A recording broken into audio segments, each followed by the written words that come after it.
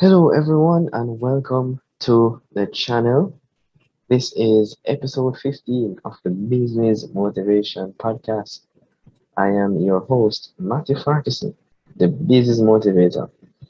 And for the first time ever on this channel, on this podcast in particular, I am the only one here. There will be no guest tonight, but that's fine. The show has to go on. Of course, the guests will be coming back, but I just decided to change things up a bit, maybe bring you a little bit of a surprise. All right. So the topic for tonight that we'll be talking about is how to prioritize your business vision. All right. So just to put it into context, we're gonna just go straight into it. But before that, for those who are new to the channel, ensure to like and subscribe, share, leave a comment, and for those who have always been watching, thank you very much for your support, and I hope you continue to share the videos and to leave a comment and to like and subscribe. All right, so let's get into it. I'm going to share my screen a bit now, and I'm going to go to a definition of vision statement. Now, business vision is oftentimes encapsulated or clearly demonstrated in a vision statement. So every business, no matter how large or small, should have a vision statement. All right, which would be basically putting their business vision in words. That's what a vision statement basically is. All right. So a vision statement describes what a company desires to achieve in the long run, generally in a time frame of 5 to 10 years, or sometimes even longer. It depicts a vision of what the company will look like in the future and sets a defined direction for the planning and execution of corporate level strategies. All right. So there are some key points that I want to note in this definition. So first of all, I want to look at the phrase what a company desires to achieve in the long run, just showing that a business vision is not just for now. You have to plan for the long term because this whole business thing is more like a marathon rather than a sprint. All right, so let's keep that in mind. And of course, the time frame is generally 5 to 10 years. So this goes back to several times when I've been interviewed, and I would be asked by the interviewer, where do you see yourself in 5 years? And so that's the same approach that you should, look at when it comes down to your business. You should ask yourself, where do I see this business in 5 years? All right. So that will set some kind of um, time bound.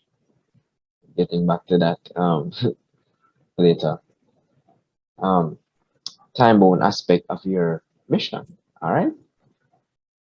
And so it depicts a vision of what the company will look like in the future. So you must always have a vision for your business. You might think that okay, right now it is small, and I mean it might not be anything much right now, but you should have it in your mind that this is gonna grow and it's gonna look better and it's gonna provide more products and services. All right. So you must always, think highly of what you want to achieve in your business. All right. And let's just go into an example here. We see this triangle, with this blue triangle here.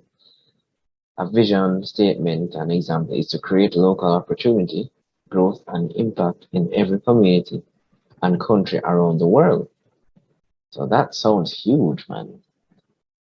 Create local opportunity, growth, and impact in every community and country around the world. Sounds crazy. That sounds like the business vision of a massive company. But the point that I'm trying to bring out here in this example is that a vision statement is normally a general statement. It's very broad. normally. And that leads into the mission statement, which is to empower every person and every organization on the planet to achieve more. That's just an example, by the way.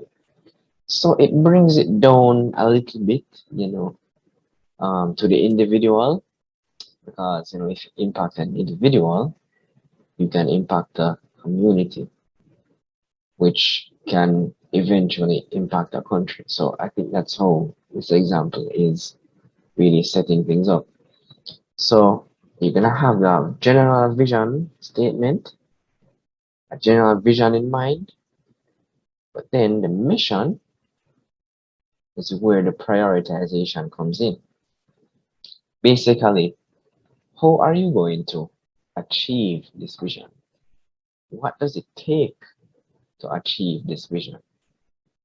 All right.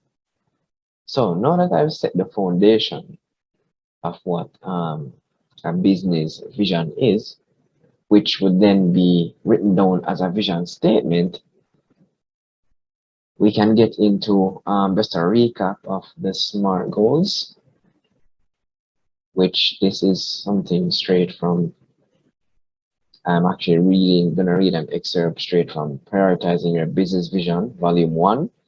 If you want this ebook, you can just email me. The email will be in the description of this video. All right. So just to recap, the goals for your business should be specific, measurable, achievable, relevant, and time bound. So there I mentioned the word time bound again. All right. So it should be specific. All right. Now you might say I'm contradicting myself because you say a vision statement is normally general. No, what I meant was the goal or the reach is normally general. Now, this vision statement is talking about reaching the world, right? But the specific thing that they're going to do to reach the world is to create local opportunity and growth. All right. So I hope you caught that. So they're going to do a specific thing in order to reach a general goal. All right. So I hope you understood what I just said. If you want, you can just rewind, replay what I just mentioned in the video.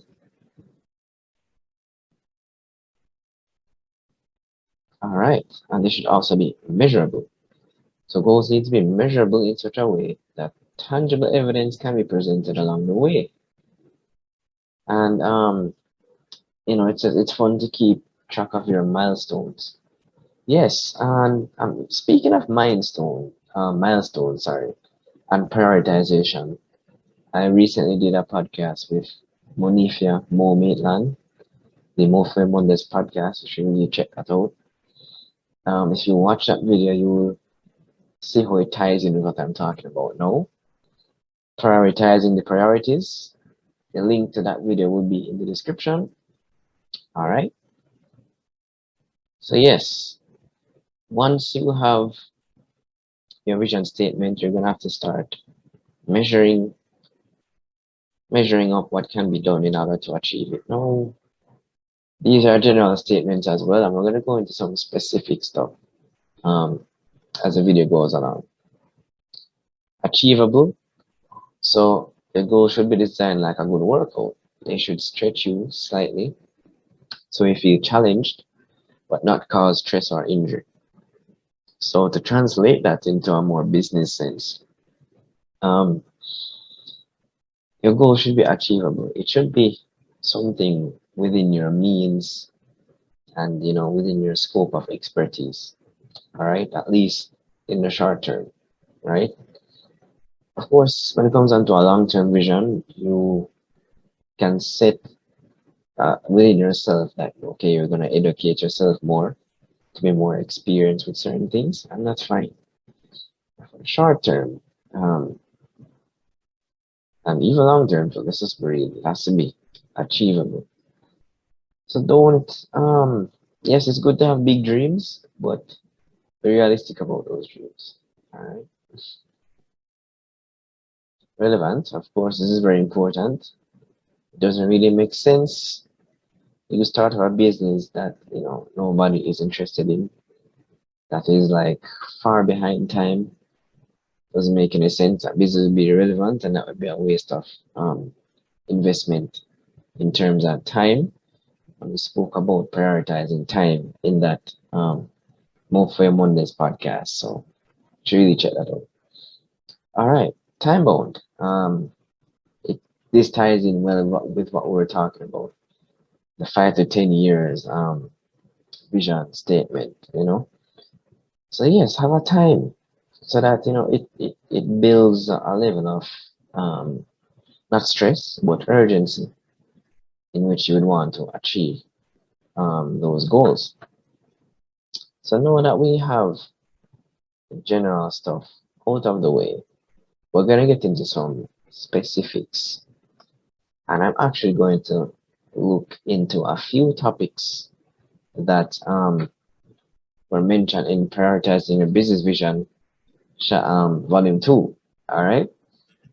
So just to run over things a bit more. All right. So remember, your business vision should be general, something that you can achieve within 5 to 10 years, and that's going to be the general goal of your business. No, to get into the specifics and how are you going to achieve that goal. Um, I think an example that I mentioned before in the podcast that I did was if you want to sell online, all right? To sell online, like an online business, for example, a lot of them are popping up these days. So one of the things that you need to have in an online business is online marketing. So you have online marketing tools out there that you can use, and just in general, grassroots online marketing where you make your own content and get it out there. Things like that. You realize that okay, so in order to have a proper online business, I have to then, you know, have a good sense of online marketing. All right, I have to have funds. I have to, maybe develop an email list, stuff like that. So when you have this general vision in mind, then you're gonna have to look at what you need to do or what items you need to acquire in order to achieve this vision. All right. So I hope I have made that clear. All right. So we're gonna go through some of the topics in volume 2 that I think would be useful. We're not gonna go through everything. We don't have time for that. The link to this book will be in the description as well. So let's get into it. There are some things that you have to do, some movements that you have to make in order to achieve your business vision. Even if your business vision is not as big as this one here, even if it's a small business vision, there will always be steps. There will always be a short-term vision or goal that when you put them together and you achieve them one by one, the milestones, then you would have then eventually achieved your long-term goal. So have that long-term goal, just to say the 5-year vision. So you have to think, okay, within the first year, I want to achieve this, a certain thing. Then for the second year, no, I want to achieve a certain thing. All right, so let's say for the first year, you want to say, all right, I want to develop a good online presence. You try to achieve that within 1 year. And then, okay, though, for the second year, I want to add at least one extra product to what I'm selling right now. And then you use that time to try to achieve it. You get what I'm saying? So by the time the 5 years have passed, you have realized that, wow, I achieved my 5 year business vision. All right. So let's get into it. Some of the things that you will have to do when it comes down to prioritizing your business vision. Okay. Waiting for it to load here. Taking a while.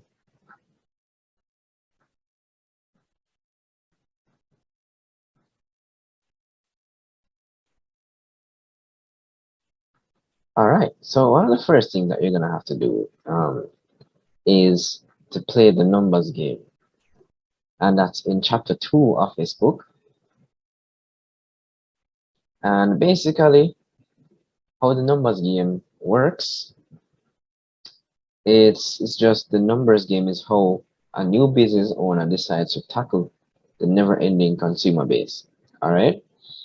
So most businesses they try to get numbers in terms of the number of customers they can get within the consumer base. All right. So if you're selling a product, if you're selling banana chips, the more banana chips you sell, the more money you earn. So that is strength in quantity of numbers. All right. So that focuses on, how many. So if I sell a banana chip for $5, if I sell 100 of them, I get $500. So you're relying on the strength of the numbers in terms of the sheer quantity of the numbers. So the more you get, the more customers you get, the more you earn. That's one way of doing it. And that oftentimes applies more to any business that sells products. Some would argue and say technically every business is selling a product, but some sell intangible products, which we call services. All right, that's how some would argue it and say, but for right now we're gonna just separate them as products and services. All right, so that's essentially what the numbers game is about. That's one example. Now going to strength in numbers based on quality in numbers. Now this one is very important. The previous example is a good transition into this section of the presentation. Quantity in numbers is very important and makes a business easier to scale. However, quality in numbers is also very important. All right. The concept of weight loss is often attributed to diet and exercise, caloric intake versus caloric output, etc.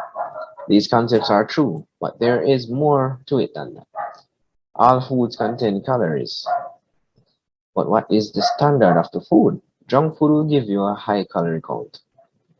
But junk food has so much other things wrong with them. So the saturated fat and maybe some of them have hormones in it and stuff like that. So it's better to eat the same amount of calories but with more nutritious food.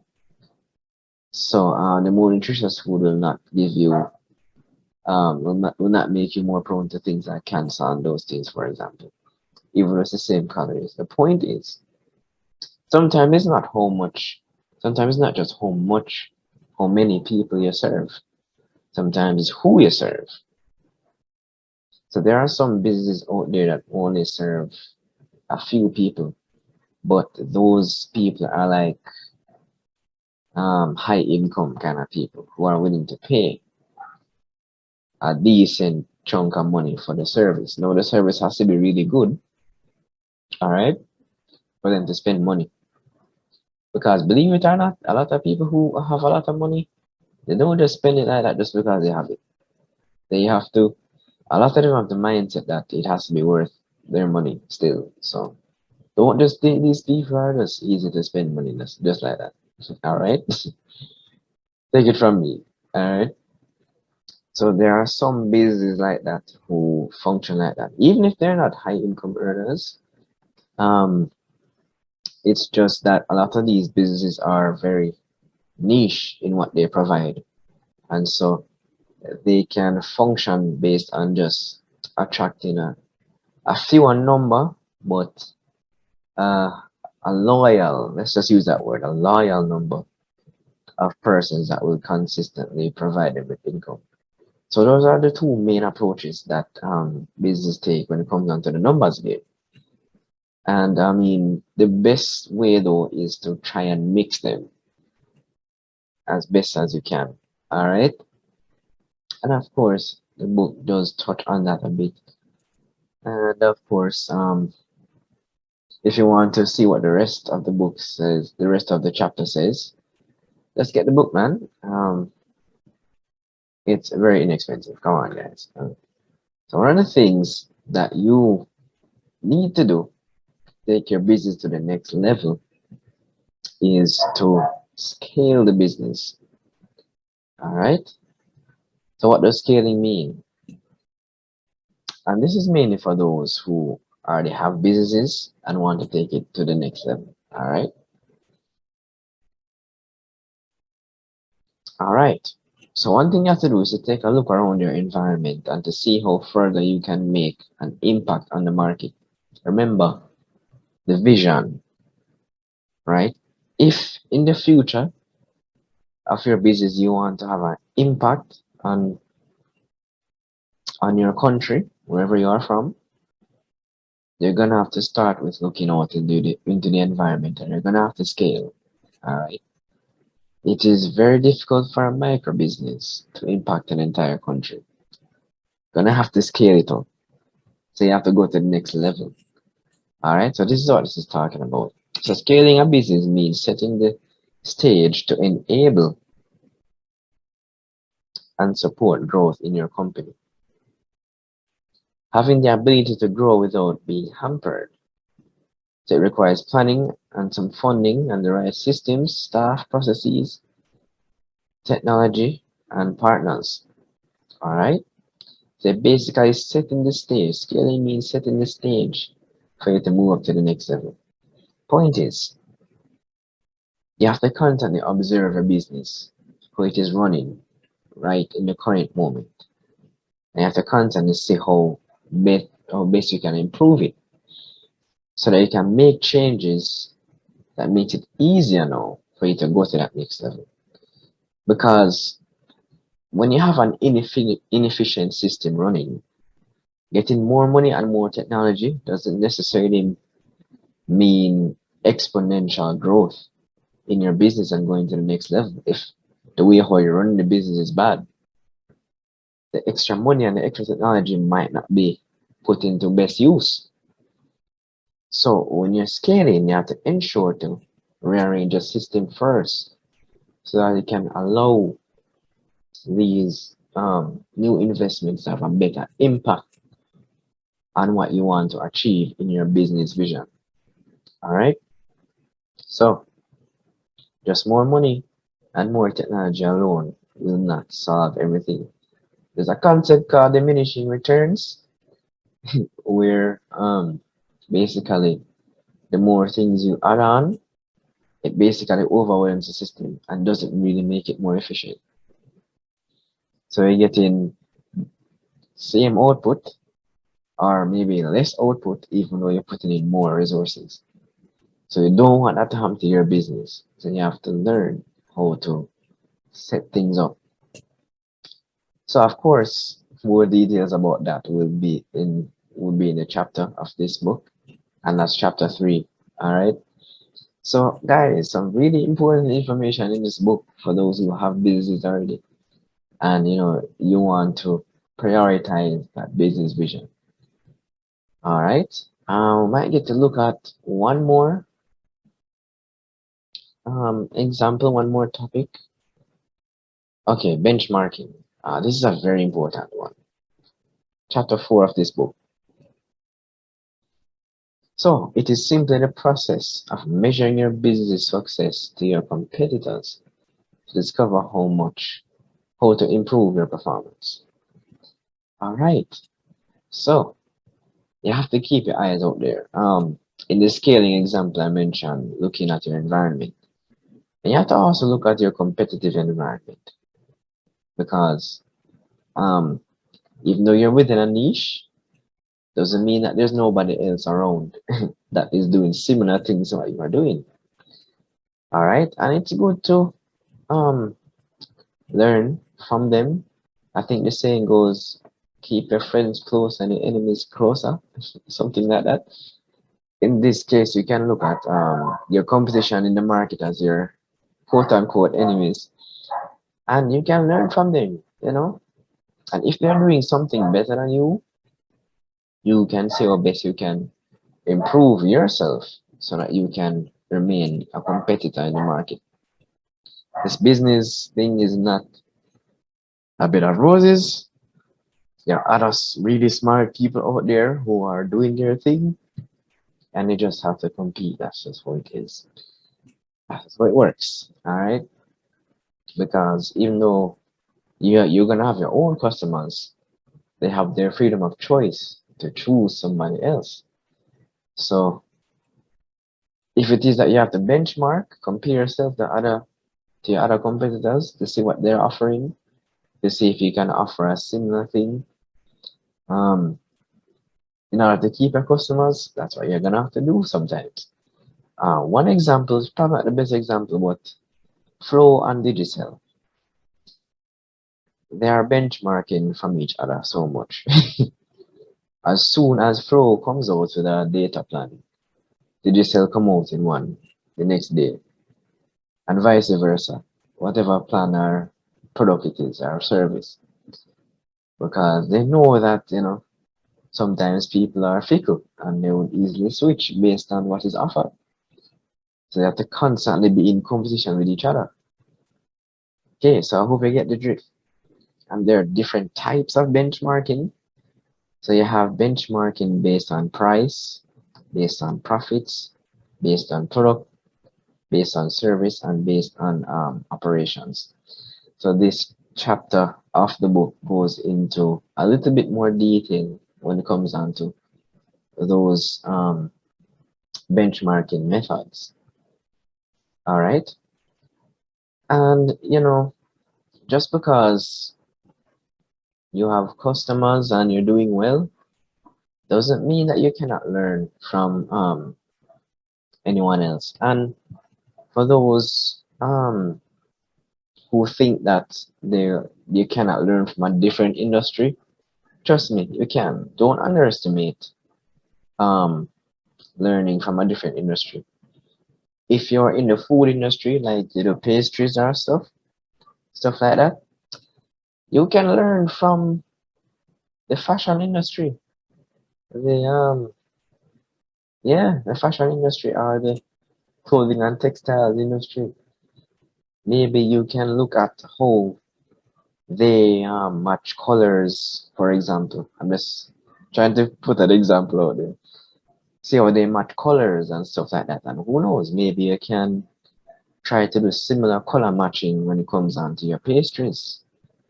Match certain colors in terms of the icing you put on the cake or whatever. You can never know what you can learn from a different industry as well. So keep an open mind when it comes down to benchmarking.